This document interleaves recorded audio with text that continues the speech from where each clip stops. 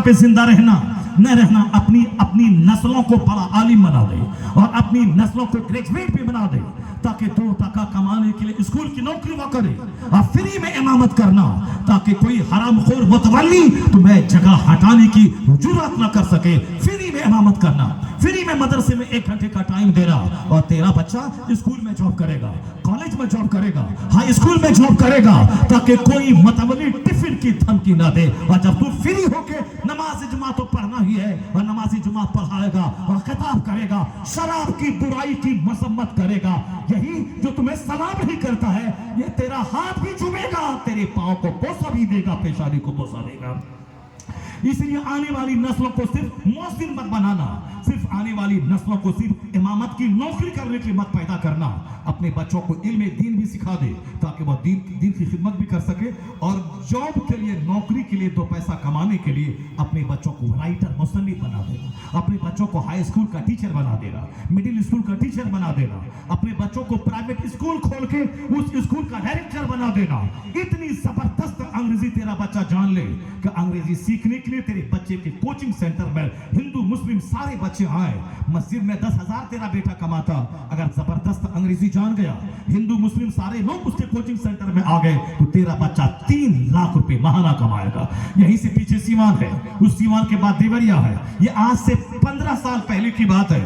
एक लड़का IAS की तैयारी कर रहा था, उन्होंने मैथमेटिक्स में MSc किया, उसके बाद IAS की तैयारी किया। इत्तेफाक से IAS चूंकि बहुत टफ है, इस बार उसी गोरखपुर की एक लड़की 9वां स्थान प्राप्त की, मुसलमानों की एक बेटी, लेकिन चूंकि बहुत टफ है वो एग्जाम, 18 घंटे 14 घंटे पढ़ना पड़ता है। हालांकि उसका रिजल्ट बड़ा टॉप रहा, मैथमेटिक्स का कीड़ा था, IAS ऑफिसर नहीं बन पाया। क्योंकि IAS ऑफिसर में सिर्फ रिटन मेरिट भी होनी चाहिए, ओरल बोलने की सलाहियत भी होनी चाहिए, और कम वक्त में उसको तमाम फुलफिलमेंट करने की सलाहियत भी होनी चाहिए, जो सबके अंदर वह बात नहीं होती है। वो बंदा IAS नहीं बन पाया, लेकिन चूंकि मेरिट थी उसके पास, वो हैदराबाद के एक इंस्टीट्यूट में मैथमेटिक्स के टीचर की हैसियत से इंटरव्यू दिया, सिलेक्शन हो गया।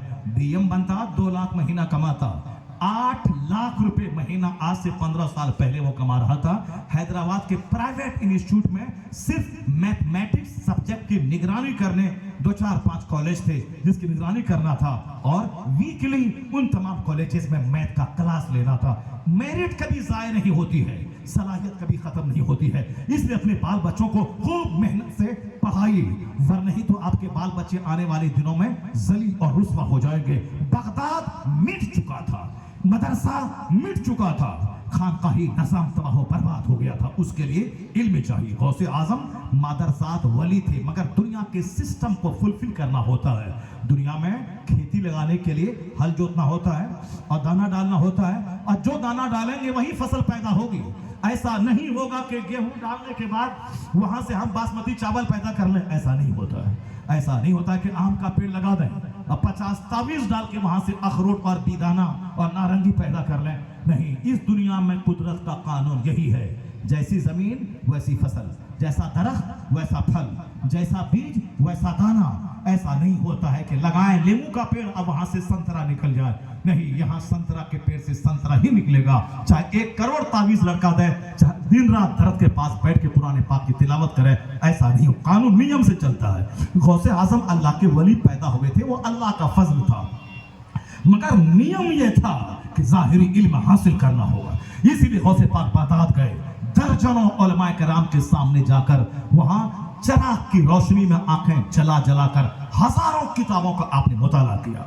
आलिम, फाजिल, मुफ्ती, कारी, सारा जाहिरी उलूम, एक्सटर्नल एजुकेशन हासिल कर लिया। आज हमारे बच्चे बरेली जाते हैं, वहाँ कुरान खानी करते हैं, चौक चौराहे पे बिरयानी खाते हैं, मेहनत नहीं करते। स्कूल का बच्चा 8 घंटे 10 घंटे पढ़ता है, या 2 घंटे भी मेहनत से अगर पढ़ लें, सारी दुनिया से कट के अच्छी अरबी आ जाए, मगर सारी जिंदगी मदारिस में रहने के बावजूद एक जुमला अरबी बोल नहीं पाते हैं। जिस तरह स्कूल में MA करने के बावजूद एक जुमला अंग्रेजी नहीं बोल पाता है, क्योंकि मेहनत नहीं किया, माहौल नहीं मिला। वहाँ घूमते वक्त कभी भी अच्छा